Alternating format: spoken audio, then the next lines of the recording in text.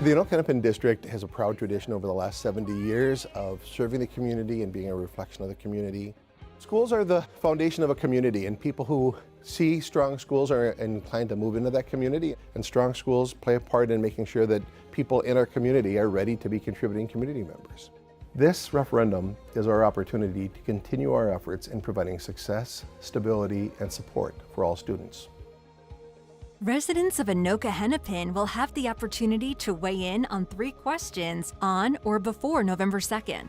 If approved, the referendum would provide funds for Anoka-Hennepin to maintain stability in schools by continuing to adequately staff schools and classrooms to address and improve class size, focus on success for students by maintaining technology tools and program opportunities, and support students by maintaining and improving mental health services, along with social, emotional, and academic resources.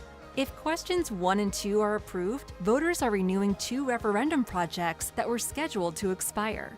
Voters would see no tax increase. Current taxes would be extended. Question 3 is contingent upon the approval of question 1. Question 3 is in response to community feedback.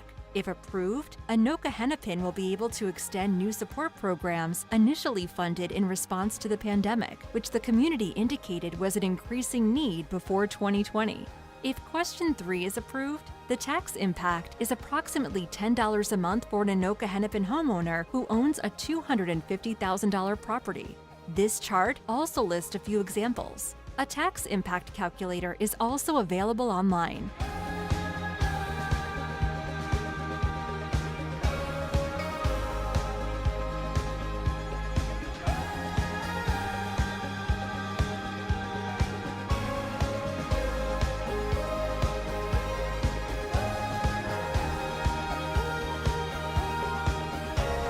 Stay informed and learn how your ballot can impact the success, support, and stability of Anoka-Hennepin schools at ahschools.us/vote2021.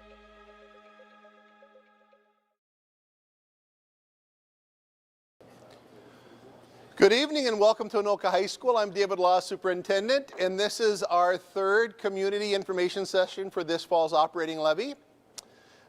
In the room with me tonight are members of the school board, Board Chair Marcy Anderson, and representing this community, Board Member Aaron Heers-McCardle.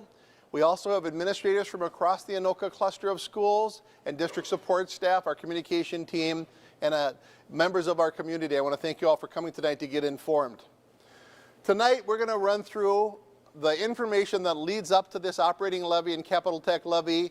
The format for these evenings are 15 minutes of a presentation or so, followed by an opportunity for people that are here to talk to members of our district as they have specific questions.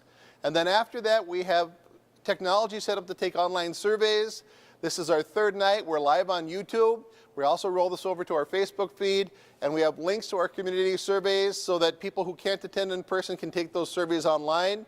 It's every bit as effective to get your information and questions to us on that online survey as it is to be here in person. We do have events next week, next Tuesday at Coon Rapids High School and next Wednesday at Andover High School. Just checking on the dates. Those dates are available online. So tonight, we'll be talking about our operating levy and capital levy. We'll start with the fact that for members of our community who don't know, we survey our community every spring. And we ask our community if we're meeting their expectations, and this guides our improvement process on an annual basis. Specifically tonight, we're talking about our ability to provide high quality services for our students and community, and that's what we ask in our community survey. In the rankings of excellent or good, when we ask our community this last year, what's the quality of education? 87% said we're providing an excellent or good education. When we asked what they like best in our system, 91% said our teachers and instructional staff were excellent or good. 85% said the district provides a wide range of opportunities for students. 87% said our communication has been excellent or good. And when we asked in January, in the tail end of our full distance learning, how are we doing managing the pandemic? And 71% of our community said we're doing excellent or good, even during that very challenging time. So this fall, we'll have 3 questions on the ballot. And our goal with this session is to have people be informed, to know how to get information, and to be informed and go out and vote in November. Please vote. The theme for this is success, support, and stability. Here's a link to the webpage for community members if you want to gather more information on anything I'm referencing tonight. At a high level, our first question is an operating levy renewal with no tax increase. It's a continuation of the previous operating levy already in place. Question 2 is a capital projects levy for technology renewal. Again, that's a renewal of something that was approved a decade ago. If the voters approve that, there'll be no tax increase. It's just a 10-year continuation. The third question is an operating levy to maintain programs that we've implemented during post-pandemic in response to our community's suggestions about how to improve as a school system. And I'll cover that in more detail. That question, if passed, is approximately $10 a month on a $250,000 home. And we'll include a whole tax calculator tonight, and it's available online. Specifically in the first question, and again, this is a renewal. So if this is approved, your taxes year over year shouldn't change based on our tax rate. It's $34.5 million in funding, or approximately $828 per student, and that represents 9.3% of our district's general budget. These funds are used to support almost every classroom initiative across the district. This is the wide range of programming we use to reach every student's needs, to increase our graduation rates, and without these funds, we would consider reducing learning opportunities, increasing class size, changing school schedules, or close schools, or other strategies to balance the budget. It's 10% of our budget. It's a significant part of our operation. We're frequently asked, if question 1 doesn't pass, what would happen? Our process would be, we would start the process of cutting these funds, and then the board would have to decide if they want to put that question on the ballot again next year or go through the cutting process. We would, in order to reach $34.5 million, we would try to cut proportionally across our entire program, which would be $1.2 million, school and district administration, $1 million in district support staff, $29 million out of the instructional programs, $1.5 million out of transportation, and $1.5 million out of building operations. Now, none of that has been determined yet. That would be a process we'll go through community input. That's just a proportional amount of all of those budgets within our system. The second question is, again, a renewal. There's no tax increase, but an extension of our current technology levy. That's $4.5 million to use not just the Chromebooks or technology you see in students' hands, but also within the classroom, broadband infrastructure. All of our buildings have wireless, so kids can work on their laptops when they're in the lunchroom or in study spaces. And also in every classroom in the district, teachers wear microphones, and the microphones are wired to speakers in the room, so kids, no matter where they are in the room, have the equal opportunity to hear the teacher. That's all funded through this technology levy. We know the importance of technology for students to engage in instruction and eliminating gaps between student opportunity, and also to provide individualized learning. If these funds were not renewed, we would need to either reduce this budget or reduce the budget in some other area to try to backfill this. In preparation for determining if we were going to put this question on the ballot, we asked our community how they value technology.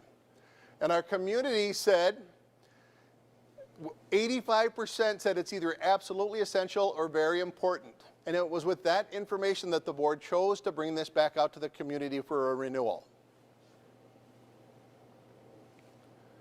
The third question is an increase.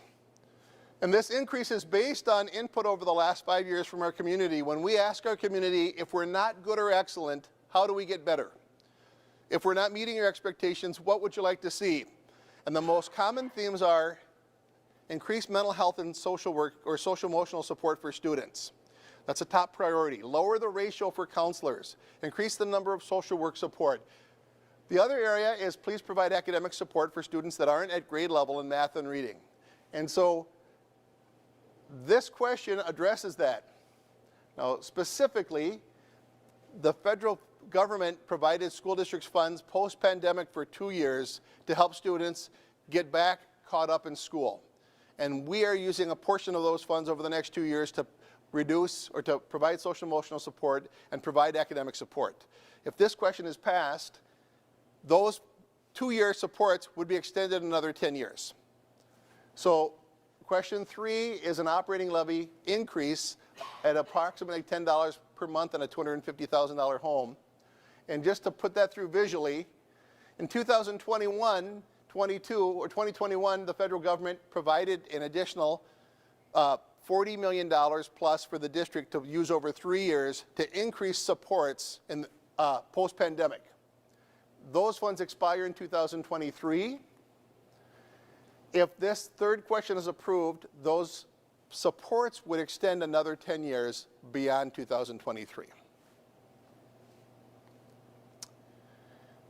A frequent question is, what is this tax increase going to cost me? And we have a tax calculator on our website, and you can see for question 1 and question 2, there's not an increase based on the formula.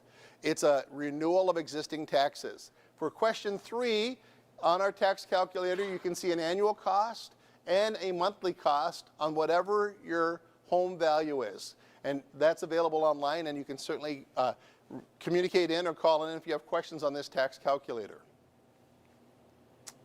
Another question we get asked frequently is, why do you need to go out and ask for these funds? And we have provided, for the reference of the public, the 10 largest suburban districts in the metro area and their voter-approved funds as a comparison.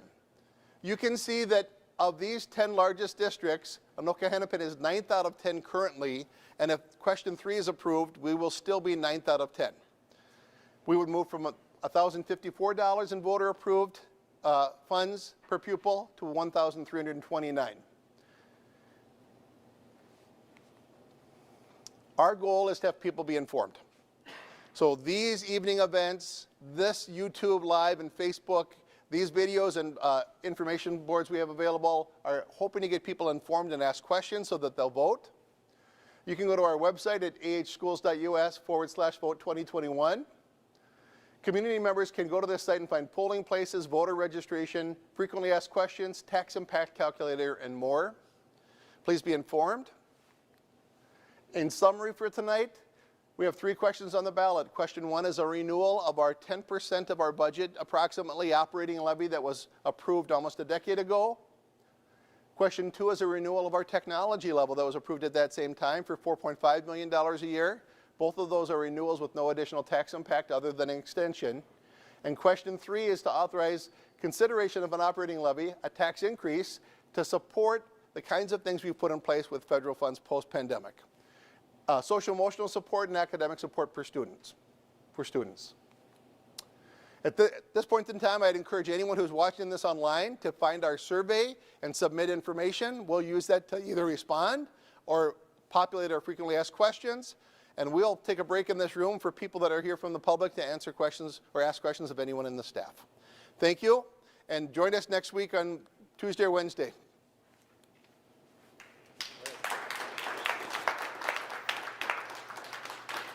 Okay, staff members,